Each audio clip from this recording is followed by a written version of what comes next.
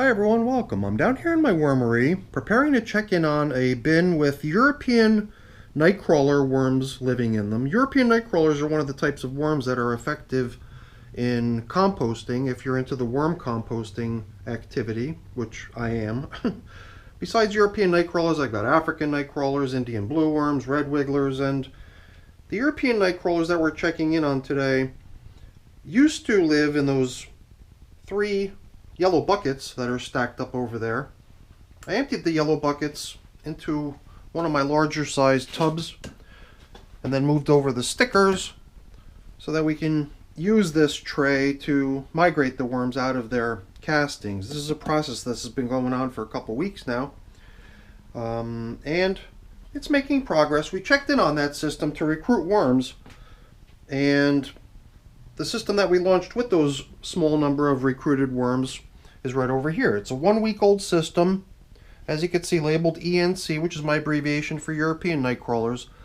It's kind of an unusual bedding that we gave them, because I went through my collection of castings and I screened it all, and all the stuff that ended up being captured by my screen wouldn't pass through the screen, and stuff that I kind of considered as reject material in a way was collected up together, and then I used that as the bedding to launch this system. And you know, I kind of worried a little bit, so I gave them a little bit of a landing pad. So besides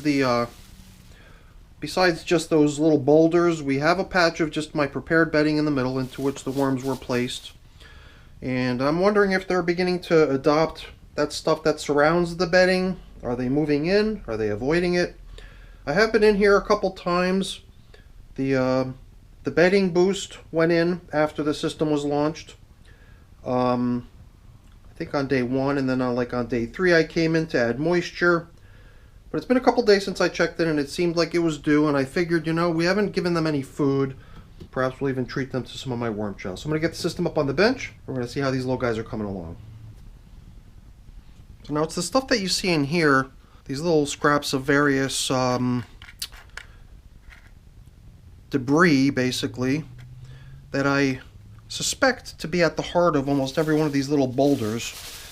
Because I don't know, for me it just seems like when I start breaking apart these little clumps of vermicompost, there's usually not just a bunch of vermicompost that falls apart. In almost every case it feels like some sort of little core object, and the middle of it is what all the castings are sticking to. So in my mind, every one of these is sort of has a little Easter egg inside of it. You know, I'm not saying that that's guaranteed or certain. It's just my kind of rough theory as to how one of these little things forms in the first place.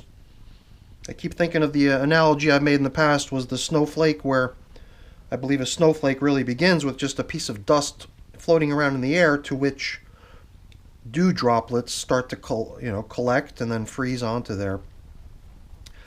So I am a little bit surprised to see that this material is still as tough as it is, because I've been very generous with the moisture. That's the reason I'm running this configuration here too, with the two bins within one another, because the one on top here is the shallow one that's got holes drilled into it, and the bottom one is just serving as a catch tray into which any excess fluid can drain.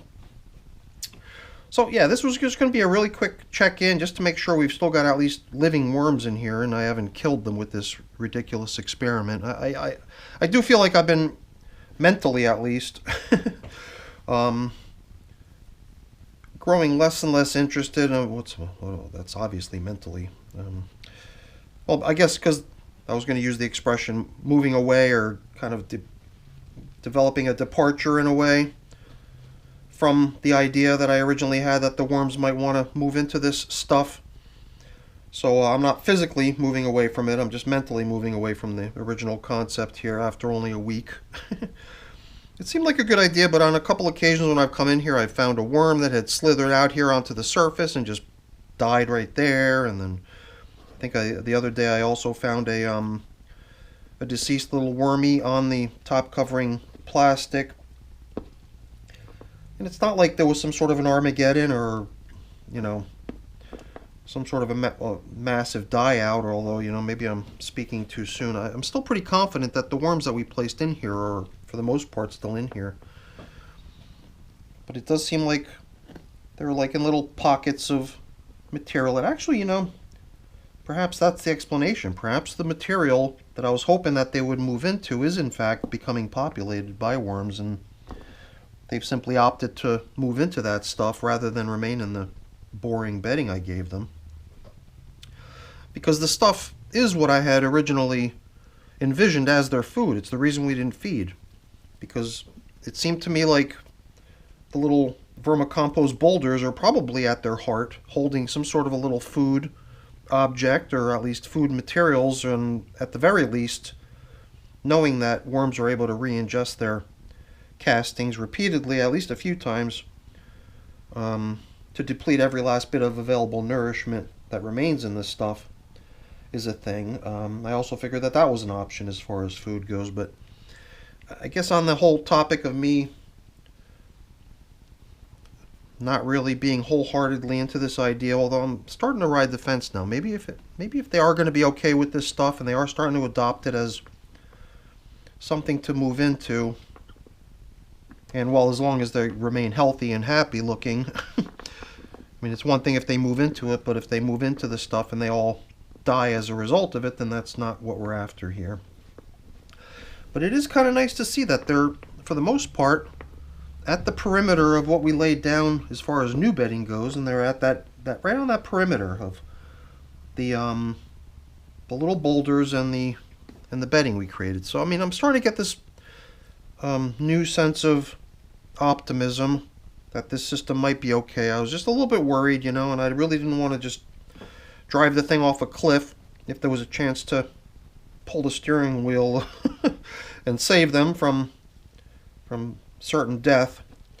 So, you know, here I am just kind of winging it, but I think that was going to be the theme anyway, was to really assess and determine next steps in real time. And you know what we're going to do?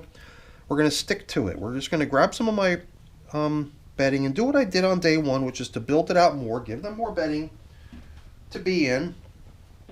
And then, as you can probably already imagine, the other key ingredient we're going to include is a good bit of moisture. Here I feel like I could be super generous, knowing that anything that does end up being more than what they really need or more than can be absorbed into the surrounding materials will just pass through the holes at the bottom of the bin and make its way out of the system, preventing any sort of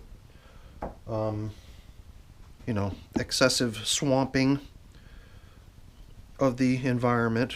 Although it does seem like a high degree of moisture is a good way to go, because it does seem like it's starting to soften these little things up, and then perhaps that's the first step to this material becoming integrated into their environment and becoming stuff that they are comfortable utilizing in some fashion, even if it's not a bedding, at least as a food source.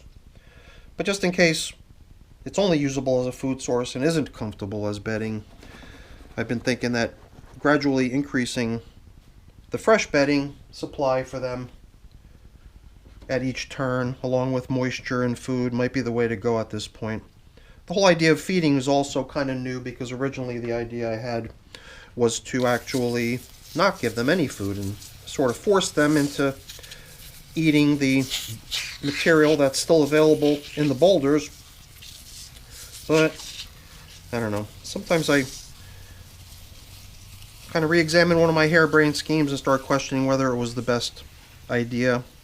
Here I'm starting to wonder if perhaps we can kind of run the adoption idea parallel to just a different approach, where we're sort of just building a new environment for them over here, and whether they move into the other stuff or not is totally optional and doesn't affect their overall well-being.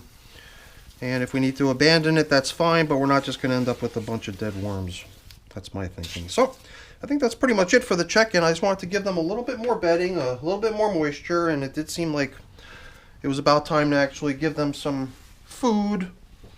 You know, the prepared bedding I give them also has leaf fragments in it, not to mention just the bedding. The paper itself that the stuff is made of is also a totally legit food source for the worms, but I think we're going to kind of get into this hybrid thinking here and treating the nucleus of this system, the center area we've been focusing on, as sort of their home, and treating the outskirts as the experiment, and if they move in or not is up to them, and if they don't, then I want to be able to take care of them and keep them comfortable that way too. So that's it for the video, everyone. Hopefully you enjoyed it. If you did, as always, please don't forget to leave me a quick thumbs up before you go. That's always really appreciated. And if you haven't done so already, please also consider subscribing to the channel. That's very much appreciated as well. All right, everyone, have a great day. Thanks for watching. Bye now.